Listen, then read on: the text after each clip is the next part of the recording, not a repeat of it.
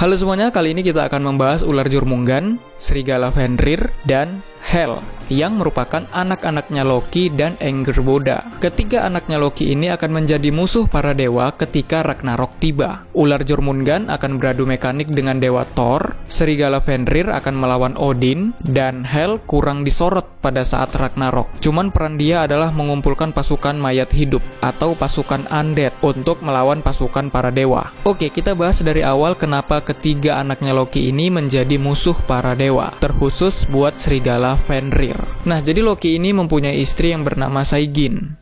Saigin ini sangat cantik, dan mereka mempunyai anak yang bernama Narvi dan Vali. Loki ini terkadang menghilang entah kemana untuk waktu yang sangat lama. Saigin yang cantik dan setia itu selalu menanti kepulangan Loki. Tapi Saigin selalu merasa nggak enak. Dia terus gelisah dan kayak merasa bakal mendapatkan kabar buruk dari Loki setiap harinya. Oh iya, latar tempat mereka ini berada di Asgard ya. Nah, pada saat Loki pulang setelah menghilang entah kemana, Loki disuruh menghadap ke Dewa Odin. Karena Dewa Odin yang udah mendapatkan kebijaksanaan dari sumur Urd dan sumur Mimir, mendapatkan penglihatan masa depan dalam mimpinya. Dia melihat ada 3 anak Loki yang akan menjadi musuh terbesar mereka. Musuh terbesar para dewa di masa depan, di Ragnarok maksudnya. Di situ Loki langsung pasang muka menyesal dan malu, walaupun sebenarnya dia bangga dengan itu. Seperti yang kita tahu, Loki itu kan licik ya kan. Jadi disuruhnya Dewa Tyr dan Dewa Thor untuk membawa ketiga anaknya Loki dari Jotunheim ke Asgard. Setelah melewati beberapa rintangan, sampailah Dewa Tyr dan Dewa Thor di rumahnya Angrboda. Di situ Angrboda lagi nggak ada di rumah. Jadi Dewa Tyr dan Dewa Thor bisa membawa ketiga anaknya Loki ini dengan mudah. Jatuhnya ini menculik anak lah ya. Anak-anak Loki pada saat itu masih bocil, masih kecil-kecil, baru lahir lah kayaknya. Anak yang pertama yaitu ular Jormungand. Dia diikat ke batang pohon pinus, kemudian dibawa. Kenapa? Karena Jormungand ini sempat menyemprotkan racun kepada Dewa Thor. Untungnya Dewa Thor bisa mengelak, jadi diikat kepalanya ke batang pohon pinus, biar Jormungand gak bisa menyemprotkan racun kepada mereka. Anak kedua yaitu serigala Fenrir. Dia diikat lehernya dengan dahan-dahan pohon willow, kayak ikatan anjing peliharaan gitulah. Dan yang ketiga yaitu Hel, seorang gadis perempuan yang sebagian tubuhnya adalah wanita cantik, putih, bersih, tapi sebagiannya lagi sangat menjijikkan, seperti mayat yang membusuk. Kalau Hel ini nggak diapa-apain, soalnya dia ngikut aja, kayak anak gadis yang polos. Nah, di tengah perjalanan menuju Asgard, Dewa Tyr dan Dewa Thor merasa bingung. Kok nggak ada ras giant atau ras raksasa yang mengejar mereka? Ibunya pun, Angrboda, kok nggak kecarian? Entah dia yang nyarinya nggak ketemu atau memang nggak dicari. Pada malam hari, mereka istirahat dan menyalakan api unggun. Di situ mereka sadar dan kaget karena Dewa Tyr yang mengangkat pohon pinusnya yang ada ular Jormungandnya, ukuran ularnya jadi tambah panjang dan tambah besar. Dan serigala Fenrir itu pun makin besar juga dia. Padahal pas masih di rumah, ukuran Fenrir itu nggak sebesar itu. Mereka berdua ini tumbuhnya cepat kali. Tapi kalau Hel, biasa aja. Dan yap, setelah menempuh perjalanan yang penuh tantangan, sampailah mereka di Asgard. Di Asgard itu, ukuran ular Jormungand udah jadi lebih besar lagi. Ukurannya udah mengalahkan ukuran batang pohon pinusnya. Dan panjangnya juga udah nambah beberapa meter. Dewa Odin berpendapat kalau ular Jormungand itu masih anak-anak dan bakal tumbuh lebih besar lagi. Jadi Dewa Odin membawa ular itu kemudian melepaskannya di lautan lepas, dengan harapan ular itu mati dengan hukum alam. Kenapa Dewa Odin melakukan itu? Karena dia percaya pada mimpinya. Mimpinya adalah melepaskan ular ke laut lepas. Tapi Odin bertanya-tanya sebenarnya, yang dilakukannya ini bener nggak ya? Bingung dia. Terus balik lagi lah dia ke Asgard. Nah, ular Jormungand itu nantinya bakal tumbuh lebih besar lagi, tumbuh lebih panjang lagi, sampai bisa melilit Midgard. Midgard itu kan sebenarnya bumi. Cuman di mitologi Nordik, kalau dilihat dari gambarnya, Midgard itu datar, kayak piringan. Dan panjang ular Jormungand itu bisa keliling Midgard. Dan kalau kita bayangkan Midgard itu bumi yang bulat, bayangkanlah seberapa panjang ularnya sampai bisa melilit bumi di lautan lepas itu. Nah, lanjut ke anak ketiganya. Anak keduanya kita bahas terakhir. si Fenrir itu. Nah, Dewa Odin memperhatikan gadis itu dan dia bingung. Di bagian kanan cantik, bagus, tapi di sebelah kirinya burik. Daging-dagingnya busuk seperti mayat. Di sini Hel nggak banyak cakap, tatapannya tajam dan dingin. Ditanyalah kan, Hel ini sebenarnya masih hidup atau udah jadi mayat? Terus Helnya ngejawab kalau dia lebih suka bergaul dengan yang sudah mati, karena yang mati itu kalau berbicara kepadanya lebih sopan, lebih menghormati. Beda sama yang masih hidup. Yang masih hidup, melihat dia aja udah merasa jijik. Dewa Odin teringat dengan mimpinya kalau Hel ini akan menjadi penguasa underworld, penguasa alam kematian, yang kalau di mitologi Nordik namanya adalah Helheim, yang nama alamnya juga mengatasnamakan Hel. Jadi nama Helheim itu nama dari penguasanya, yaitu Hel. Hel akan menjadi ratu alam kematian. Siapa aja yang akan masuk ke alam Helheim? Semua orang yang mati. Mau itu karena sakit, karena melahirkan, karena kecelakaan, apapun itu. Semuanya masuk ke alam kematian Helheim. Jadi yang di kontenku penciptaan dunianya itu kurang lengkap sebenarnya ya. Nah, kecuali yang matinya karena peperangan, para pejuang-pejuang perang. Jiwa mereka masuknya bukan ke Helheim, tapi ke Valhalla, yang berada di Asgard. Terus untuk anak yang kedua, yaitu Fenrir, dia ini awalnya berukuran anak anjing. Kecil, sering dielus-elus juga sama Dewa Tyr. Bisa dibilang cukup dekat lah Fenrir sama Dewa Tyr ini. Tapi setelah sampai di Asgard, ukurannya udah ukuran raksasa coy. Udah ukuran serigala raksasa. Penggambaran Fenrir ini adalah serigala dengan warna abu-abu dan hitam. Terus matanya berwarna merah. Dia makannya daging mentah. Terus bisa berbahasa manusia juga. Dan dia serigala yang sombong. Nah, serigala Fenrir ini sangat ganas, sangat kuat, dan sangat menakutkan. Makin hari, serigala Fenrir itu makin lebih-lebih. Beberapa dewa itu udah sampai takut samanya. Kayaknya kekuatannya udah melebihi kekuatan para dewa. Awalnya, serigala Fenrir dibiarkan di Asgard. Dia itu dipelihara sama Dewa Tyr. Mereka sering main-main bersama juga. Dewa Tyr juga selalu ngasih makan daging mentah setiap hari. Cuman makin hari makannya itu makin banyak karena makin besar juga perkembangan dirinya. Nah, Dewa Odin memperhatikan perkembangan serigala itu. Kayaknya kalau begini terus, Fenrir bakal lebih kuat dari semua dewa. Apalagi Fenrir itu serigala yang sombong. Jadi nggak bisa juga dibilang serigala yang 100% baik budi. Nggak bisa juga. Jadi para dewa pun rapat dan memutuskan untuk mengikat Fenrir. Mereka membuat rantai besi yang berat, kemudian membawanya ke Fenrir. Para dewa bilangnya rantai ini untuk mengetes kekuatan Fenrir. Kalau kau kuat, kau pasti bisa memutuskan rantai ini. Para dewa pun seneng lah ya kan, karena Fenrir ini bersedia untuk diikat. Jadi nggak perlu pemaksaan juga. Mereka melilit rantai ke tubuh Fenrir, kemudian mengikat kakinya juga. Setelah selesai, Fenrir pun meregangkan otot-ototnya. Dan rantai itu pun putus dengan sangat mudah. Serigala Fenrir pun makin sombong lah ya kan, karena dia berhasil memutuskan rantai dari para dewa. Besoknya, Dewa Tyr datang mau ngasih makan Fenrir. Dewa Tyr bilang, kayaknya para dewa bakal mau ngetes kekuatan Fenrir lagi. Dan serigala Fenrir dengan senang hati akan melakukannya. Sombong nih serigala Fenrir. Sementara itu, para dewa sedang sibuk untuk membuatkan rantai baru lagi. Mereka membuat rantai yang lebih berat, lebih besar, yang terbuat dari logam terkuat. Dan ketika dites ke serigala Fenrir, memang rantainya lebih kuat dari rantai sebelumnya. Serigala Fenrir menggeliat-geliat, menendang, meregangkan semua ototnya, mengerahkan semua tenaganya, tapi rantainya masih belum putus juga. Di situ para dewa udah mulai tersenyum nih. Kayaknya rantai mereka berhasil menahan Fenrir. Tapi serigala Fenrir nggak menyerah. Dia terus mengeluarkan semua tenaganya, berjuang sekuat tenaga, berjuang mati-matian. Dan para dewa pun yang nonton auto mundur karena Fenrir ini makin berontak, dia makin ganas. Dan bener aja rantainya putus juga coy. Untunglah para dewa udah mundur dulu. Kalau enggak, mereka bakal kena serangan dari Fenrir yang nggak sengaja. Dan rantainya itu pun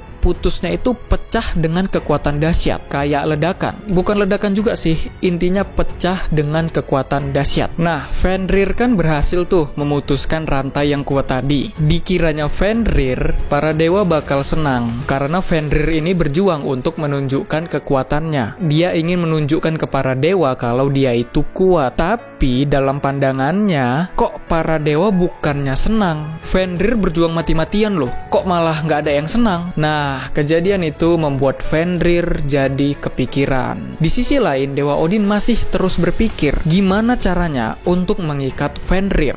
Dengan terus berpikir, dengan kebijaksanaan yang dia dapat, dan dapatlah nih caranya. Disuruhlah elf, peri, yang bernama Skirnir, pembantunya Freya, untuk pergi ke Svartalheim, alam para kurcaci, untuk menyampaikan perintah dari Dewa Odin, yaitu membuat rantai yang belum pernah dibuat oleh siapapun selama ini. Namanya Gleipnir. Kalau kalian wibu, kalian pasti tahu Gleipnir ini adalah judul anime.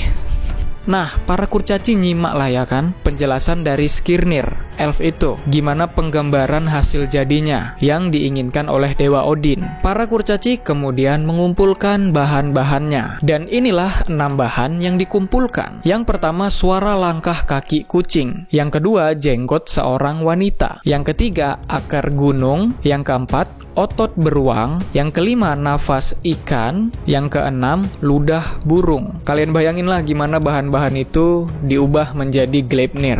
Dan sebagian dari kalian mungkin berpikir, misalnya mana ada suara langkah kaki kucing di dunia ini kalau kita dengar dengan telinga kita, dan wanita mana ada jenggotnya, walaupun ada itu kelainan, tapi umumnya nggak ada. Terus gunung kan memang nggak punya akar, apalagi ludah burung. Aku belum pernah tuh ngelihat burung ngeludah. Kenapa hal-hal itu nggak ada? Yaitu tadi di mitologi Nordik, 6 hal ini udah diambil sama para kurcaci. Jadi mungkin suara langkah kaki kucing itu ada, cuman diambil sama para kurcaci, jadi suaranya nggak ada. Para kurcaci kemudian membuatnya, dan jadilah hasilnya. Hasilnya itu kayak pita sutra yang halus, lembut, tipis, dan nyaris nggak ada beratnya. Baru dikasihlah Gleipnir ini ke Skirnir, dan Skirnir membawanya ke Asgard. Nah, di Asgard itu para dewa terheran-heran, rantainya kok jadi malah kayak gitu. Cuman ya udahlah, dibawa ke tempat Fenrir berada. Di situ Fenrir ketika melihat Gleipnir, dia nggak mau makainya. Dia nggak mau diikat sama Gleipnir. Rantai setipis itu udah pasti putus lah. Jadi ngapain juga dites? Fenrir ini menolak. Terus para dewa mengkompor-komporinya, dipanas-panasin. Odin bilang, ini lebih kuat dari rantai sebelumnya. Takut kau sama Gleipnir? Kalau takut bilang bos. Intinya dipanas-panasin gitulah. Nah, Fenrir di sini merasa aneh. Kayaknya ada bau-bau kelicikan di sini. Walaupun itu cuma pita doang, tapi Fenrir curiga. Jadi dia nggak mau. Cuman para dewa masih aja manas-manasin. Terus dijanjikanlah sama Dewa Odin ini, kalau Fenrir nggak bisa melepaskan ikatan Gleipnir ini, nanti Fenrir akan dibebaskan. Tapi Fenrir langsung bantah. Gak mungkin Dewa Odin, Allfather, akan melepaskan ikatan yang gak bisa dilepaskan oleh Fenrir. Fenrir gak percaya kalau Dewa Odin akan melepaskan dia. Dan masih aja para dewa-dewa ini memanas-manasi Fenrir, bilangin dia kalau dia nggak berani sama Gleipnir yang cuma pita yang tipis doang. Di situ Fenrir pun ngasih ide, kalau kalian memang lagi nggak mau menipu, kalian boleh mengikatku. Tapi dengan syarat, salah satu dari kalian, para dewa, harus meletakkan tangannya di mulutku. Cuma untuk membuktikan kalau tidak ada tipuan di sini. Nanti kalau udah bisa putus rantainya, tangannya bakal dilepas juga. Maksudnya dilepas dari mulutnya, bukan dicopot. Oke? Dan kalau ternyata ada tipu menipunya, tangannya bakal digigit sama Fenrir sampai putus. Nah, para dewa seketika terdiam dan saling memandang pada saat itu. Siapa yang mau meletakkan tangannya di sana? Odin, Thor, Baldur, Heimdall, Freyr, dan lain-lain, semua itu terdiam dan saling tengok-tengokan, saling mandang-memandang. Sampai akhirnya Dewa Tyr maju dan bersedia. Dewa yang memelihara Fenrir dari kecil ini pula lah yang maju. Cuman ya udahlah, diletakkan tangannya Dewa Tyr di mulutnya Fenrir. Kemudian Fenrir menutup mulutnya, tapi nggak ngegigit. Terus diikatlah Gleipnir ke badannya Fenrir. Nah, mulailah Fenrir berjuang mati-matian lagi untuk melepaskan ikatan Gleipnir.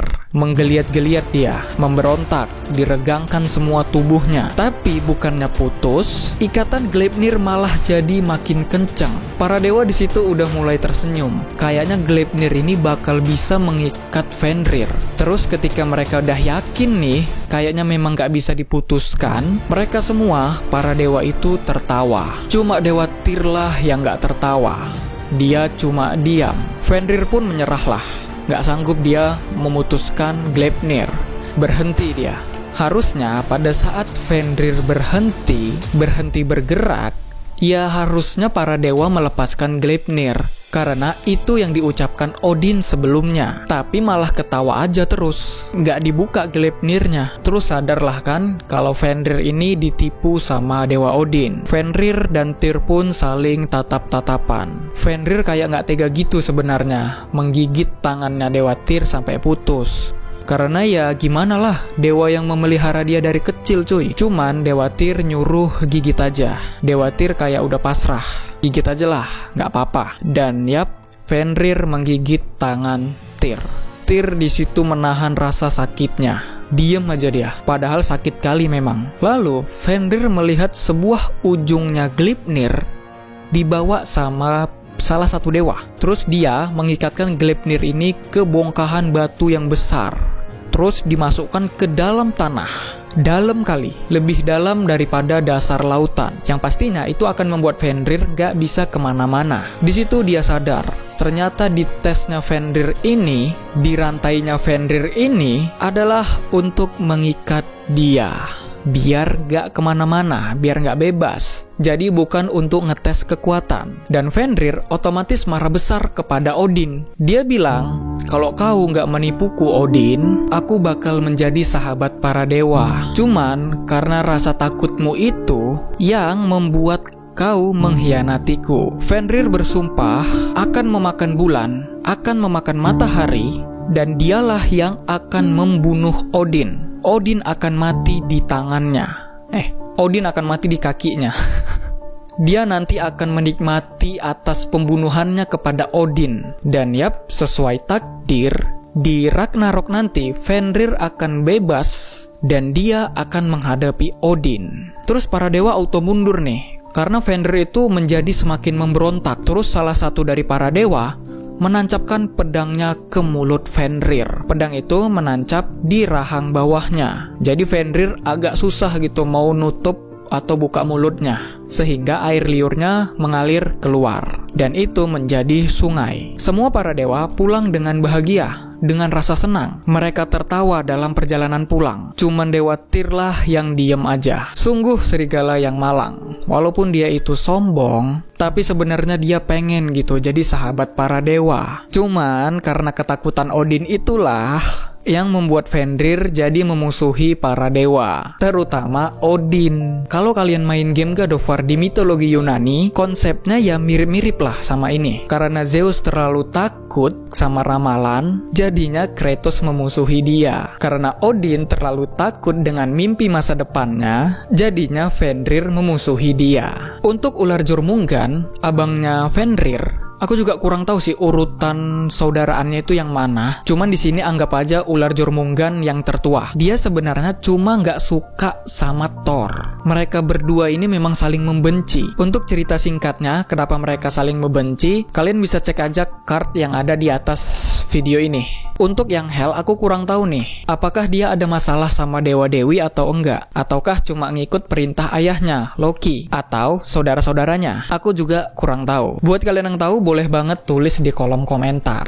Nah, di sini di Ragnarok, Hel mengumpulkan para pasukan mayat hidup atau pasukan undead sebagai pasukannya ras raksasa. Cuman cerita Hel ini pas Ragnarok kurang disorot aja. Jadi itulah cerita tentang 3 anaknya Loki yang menjadi musuh terbesar para dewa dan jadinya join ke pasukan ras raksasa pada saat Ragnarok. Dan di game God of War 4 mitologi Nordik, kita udah ketemu nih sama ular Jormungand, anak pertamanya Loki. Dan apakah mungkin di game God of War Ragnarok nanti, Kratos dan Atreus bakal bertemu dengan Fenrir atau juga Hel. Kalau dilihat dari trailernya, udah kelihatan kan? Angerboda, istrinya Loki udah kelihatan di trailernya. Tapi kurang tahu juga sih, soalnya mereka itu masih kecil. Loki dan Angerboda itu masih kecil. Dan apakah Fenrir nasibnya sama kayak ular Jormungand, yang mana dia terlempar ke masa lalu juga, atau gimana? Dan kalau kita lihat dari Dewa Tyr, dalam trailernya, tangannya dia itu masih utuh. Padahal dalam mitologinya, tangannya bakal nggak ada nanti, karena udah dimakan sama Fenrir. Dan kalau kita lihat dari situ, tangannya yang masih utuh, berarti Fenrir belum memakan tangannya Dewa Tyr, ataupun mungkin Fenrir belum lahir dan belum bertemu dengan Dewa Tyr. Cuman ya bagaimana Fenrir ini akan muncul di dalam gamenya, itu aku kurang tahu. Mungkin entah gimana lah ceritanya nanti. Apakah akan ditampilkan juga atau enggak? Harusnya ditampilkan sih ya, karena Fenrir ini juga merupakan tokoh utama dalam Ragnarok. Cuman ya, kalau game God of War itu kadang ceritanya memang dibikin jauh berbeda. Sangat berbeda. Contohnya kayak ular Jormungand itu. Nggak ada cerita mitologinya kalau ular Jormungand itu terlempar ke masa lalu. Nggak ada. Apalagi bertemu dengan Loki yang masih kecil. Dan Modi dan Magni itu pun, anaknya Thor, ceritanya mereka berdualah yang selamat dari Ragnarok. Mereka berdua yang masih hidup, tapi di gamenya malah mereka yang mati duluan. Jadi ceritanya jauh beda sama cerita mitologinya. Jadi mungkin aja cerita Dewa Tyr dan Fenrir ini sama atau rada-rada mirip sama cerita mitologinya, dan mungkin juga bakal dibikin beda jauh ceritanya. Jadi ya itulah pembahasan kita tentang game God of War-nya. Kelihatan banget ya aku suka sama game God of War. Untuk konten alur cerita game God of War 4, nanti aku pasang aja di end screen. Terus untuk cerita ular Jormungand, sebenarnya itu udah diceritakan juga di konten Dewa Thor. Cuman kapan-kapan aku bikin ininya lah. Potongan-potongan videonya aku gabung biar jadi satu konten untuk Jormungand. Formalitas saja. Soalnya ceritanya sama kok. Jadi pembahasan kita tentang Dewa Thor itu udah otomatis terikut juga sama cerita ular Jormungand. Cuman ya ada tambahan dikit lah nanti. Untuk ceritanya Hel ada juga nanti, karena ada cerita yang lain juga selain yang ada di sini. Dan oke, semoga terhibur dan sampai jumpa di next video. Please tell me that I can't, that I won't, that I fail, that I'll never make it out, yeah.